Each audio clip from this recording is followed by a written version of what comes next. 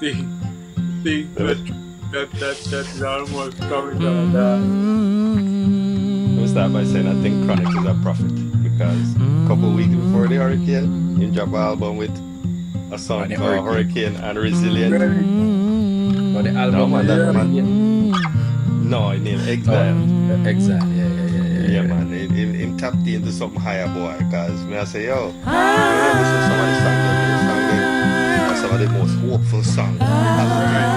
The nature sound in right, my background, them and everything. Coming like when everything wipe out, this are the perfect soundtrack for get forward pan track, you know? And resilient, boy. But I Mm-hmm. mean, to the people, I mean, we haven't recorded an episode for was since that time, was since before that time in our preparation, and it's because it's a lot, bro.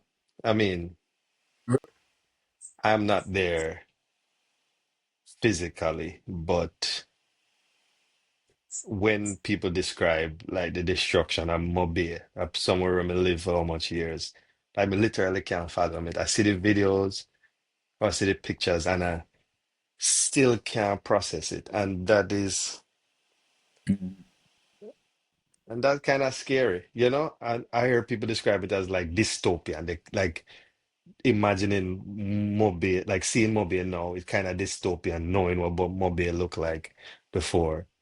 So I can't even imagine the people who been through it or the people who had it. I mean, I know Rimsey, you say your people in place flood out, not to you say your mom's place get some damage, you know? And still, that is the best you could have asked for, given some of the things we may hear about in some places, you know? So Yeah, man. it heavy is a lot. And I think, you know how the older generations talk about Gilbert in 88. This are the Melissa the Gilbert of our lifetime. You see how it Yeah. it and it literally was, changed the trajectory of the country for yep, at least 5 years, brother. And that is sad. That is sad, brother. No yeah, lie. yep, Yeah. Yeah, man. It rough, man. I remember because St. Elizabeth, Black River, and them place a place where I frequent a lot. I have quite a few pharmacies there that I service, and just seeing the images of what that place look like now is is mind blowing. Here's some road, some Mind community get wiped off of the map. Like I that done.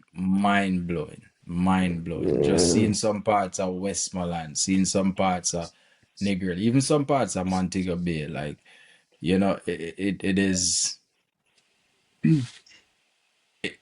it there's words can't like my vocabulary not big enough if we can describe like the images and how it make you feel, But uh, we just have to, I don't know what the positive is. Well, I can tell you some of the positive I've seen is, you know, neighbors coming together, people coming together, People working together, you know. people working together. Maybe the country needed back a little bit more camaraderie, a little bit more sense of what Yeah, it community, fellowship, a yeah, little bit more sense of yeah, fellowship. yeah. I know people have to come together and share internet. It I Hmm. don't know.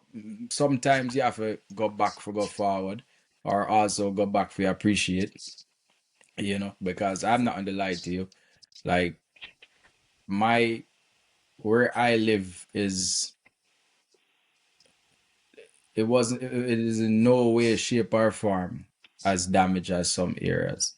And to see what the hurricane even did to us, I can just imagine what it did to others. And again, I'm not on the ground, so just looking at the videos, yeah, because I, just looking at the videos, hearing everything, seeing everything. When I look at even images of my house, there's no trees in my house. Things I'm gonna expect to move, flatten off. When I look on my next door neighbor house, the roof them blow off, this, that, and I'm like, you know, all I kept saying in the hurricane is or all I kept saying during or even after is that my people them alive. Thank God them alive. Like everything else you can figure out after. Just thank God them alive. Like we can figure everything else out. We can build back, we can do anything, we can figure back every single thing out. Because the truth is nobody knew what to expect. Country has never experienced a tropical category 5 hurricane before. You know, like nobody knew what to expect. And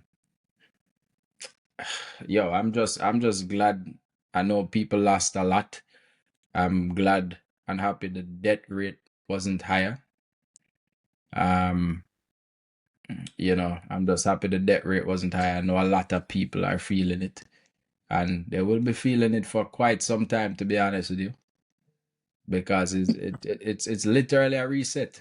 It's like a second COVID. Uh, It's a hard reset, bro. It's a Yeah. hard reset. And you Uh, know, there's something I had thought about, and it's a thought I find it comes pretty much whenever there is tragedy of some kind. And you know how people speak about toxic positivity, this desire to find good even in the worst situations. And through the lens of that, I've looked at the damage I've seen, the destruction I've seen. I have relatives who they are now homeless. Their homes are completely destroyed. I have close family friends whose homes were destroyed as well. Like Steph mentioned earlier, my home, took a beating as well. Like we had just decided that we were going to make a project out of renovating the home, and literally, like, just as we did that, this hit, and all of what we had invested into renovation up to that point, it's completely reset, you know. And I've thought about that toxic positivity thing in this instance, and another perspective kind of occurred to me that if you have found good in a tragedy, it doesn't necessarily mean that you were looking to make a good out of what happened, but that there was some good to find, you know? And And you need to that find it good because if you need there, to there, find some good because it's coping, you have to, you know? there, you have to. And not only do you have to, but the fact that you're able to, you cannot Hmm. find something that doesn't exist. So there is some good in all of this. It points to the fact that there is something that we have to cling to, whether it's just readily apparent or whether we have to cling to that thing for survival or to prevent ourselves Yeah, from going insane. But there are things that we can hold to, like Rimsey mentioned, the community aspect of what's happening. And the thing about tragedy is that it brings out the best in people, but it also brings out the worst yeah. in some folk. And we've seen that too. We've seen people, you know, in a sense, cannibalizing the very community they are looking to rebuild. Hmm. And Hmm. there are persons who have sort of capitalized on this crime, whether it's to because there's a thing I don't know, maybe it's just me, but I've seen there is a sort of social media push outside of the scope to reach people or to help people. There is a scope to sort of monetize the tragedy of what people are going through. Hmm. You buy something and you just go show one camera in at somebody's face and I say, oh yo, here I'm Right, giving this, like, right. and then it's Yeah. a bit nefarious because it's almost something that while it's blatantly mischievous in a sense, you don't necessarily have the scope to really call it out. because then you can hide behind the performative altruism, you know? You can hide behind the fact, oh, yo, like, I'm actually doing some good. Like, what are you doing? You know, but Hmm. there is a point to be made in all of this tragedy and helping each other, that we don't necessarily sacrifice other people's dignity just because we feel like we're helping them. You know, and so that's a balance we need to strike. But bro, honestly, I don't know. I think it's a bit, a lot of it is bravado to say, yo, like, yeah, we're going to bounce back, we're going to easy, like, you can't break away. But there are people literally breaking as a result of this. There are people being broken because of this. And a lot of these people don't have the luxury, or aren't even in the mental space to receive any optimism that we might look to Yeah. offer, because it's just Yeah. simply not practical or Yeah. realistic. Yeah. Yeah. And this to me, this kind of reminds us that, much of the things that we hold on to, cling to, live by is kind of like a facade or fickle. As a man, you feel like you have a certain amount of power and control. And Yep. you know what they say, man plan and God laugh. You Yep. have all your plans and you have this and that plan out for your year, your week, your life. Man, I plan and Bro. God a And wipe out. one natural disaster. Yeah, man. Yep. One Man, I plan one and God a one wipe natural out. disaster. Yeah, man. Just humble you real quick, brother. Real So Bro, quick. In you in know in what's really hours. In hours. in a matter of oh, hours. minutes, bro. You know what's also very interesting? The fact that given the inevitability of tragedy, that we don't plan for it. And I wonder if that's a testament of our optimism despite everything, or if it's just a fatal flaw in our ability to effectively plan and assess. Because Yeah.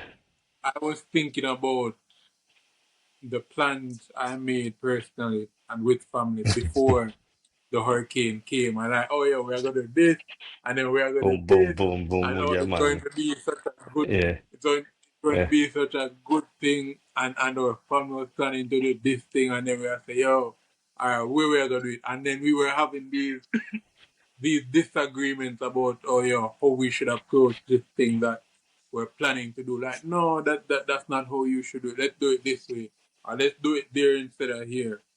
And Hurricane and sound. the fact that the hurricane came as pronounced as it did, and the fact that all of this happened, and when you look back on your plans, there was no point at which you say, yo, guys, should we consider that a hurricane might hit Jamaica? Nope. Should we consider a tragedy? No, we don't plan for that. We don't, despite tragedies being inevitable. I mean, I wonder about that. Like, is it optimism or is it a bit of foolhardiness? So, I don't know.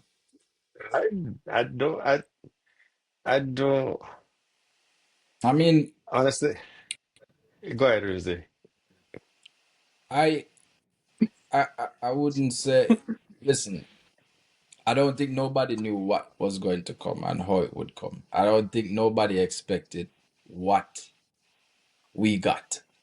Right? And you know, in everything you have to always have your plan. So yes, plan for that, because if that never happened, you could have moved on. But it just never work out like that.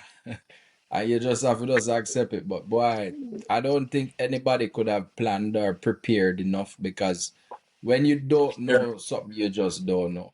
Yeah, if Right? you you don't don't know. know. Yeah. You When don't you've know what you never don't know. Don't know Yeah. what you exactly, do.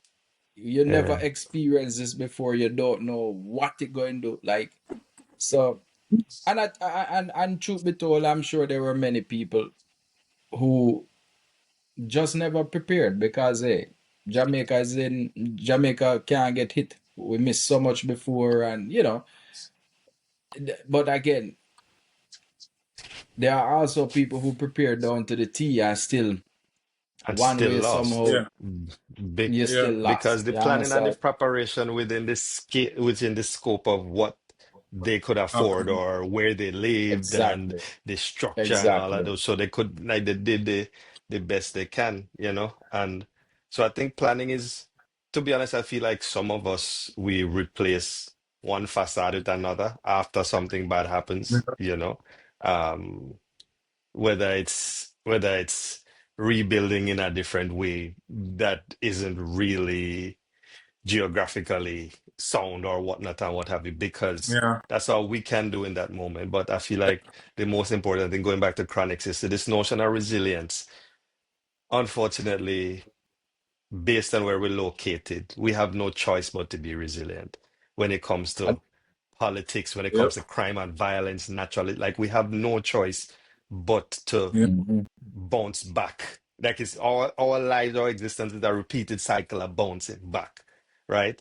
And Uh, and that is good in some regard, but I don't think we think about the toll that takes on us, because we are never in a state of being comfortable. It's always about wondering about the next thing or when the next shoe I got drop and how me I go recover and respond to that, you know? yep. so you just have to just live. That's why you just have to Brother, just live. That's why you just have to wake just up live. and live, Because man. Wake the up truth and is, live, man. the truth Yeah. is, as I said to somebody the other day, yes, some people are affected more than some, and the truth is, some people will continue to be affected for years to come. Some Very, people are Years going to to very come. break. long. Some Yeah. people are going to break, some people are not. Some people are going to come out of this stronger than they got into this. That Yeah. is what people that you see. There's always it. The word reset is so true because it resets everything. It resets and it push. It shows one how resilient are you, and in terms of many ways, what will it take to break you, or what will it take to make you? There are some people who are going to come out of this and have the best decades of their lives.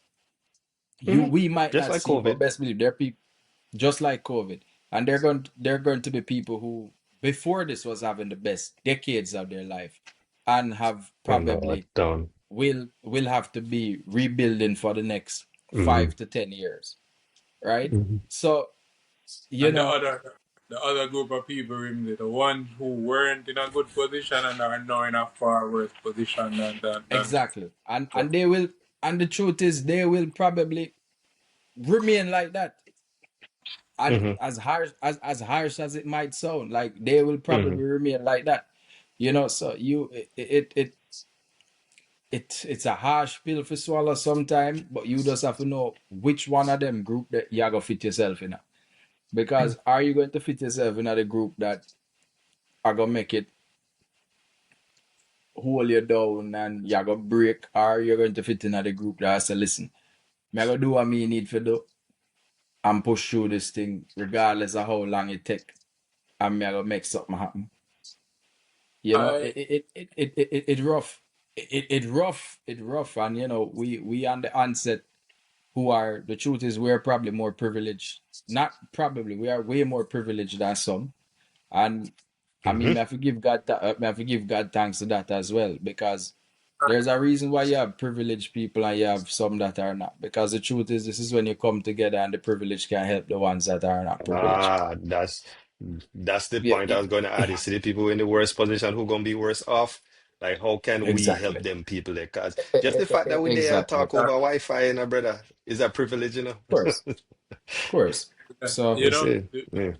I I want to sort of pivot a little bit back to what Rimsey was saying, but to offer a different perspective and to sort of extend some grace to the futility of effort sometimes, because the notion that are you going to let this break you or will you rise above that? It's a privilege to even think that is a choice, for almost everybody else. Because the fact of it is, in the same way that we've seen persons prepare for this hurricane and their preparation was futile. yielded nothing, was futile. There are people who will go through this thinking that the thing that separates them from the poverty or the suffering that they're having to deal with now and the place of prosperity that they need to get to, there are people who will believe that that will be solely up to their individual efforts. You know what I mean? Yeah, I see him. You know, Cher had said something to me, a couple of weeks ago. Where she said, just on the chronic note, she said, couple of years from now, couple of decades from now, the album there will be like the Hurricane Melissa album because of how strongly associated it was Yeah, with what happened. yeah, yeah. Mm. Yeah, man. In tune into the mystics, them man. Trust me. Because and you know if I think before Melissa happened, no man, people are talk about no man, it not upbeat, it not this, that, it not sound like in last album. Me did rate the album, come I say the album roots, the album authentic. You get me? It's the closest thing Oh, yeah. to getting back to what reggae used to be. You see it? And watch there. You get what I What say? No man. Man, they tapped into a different frequency, boy. is it?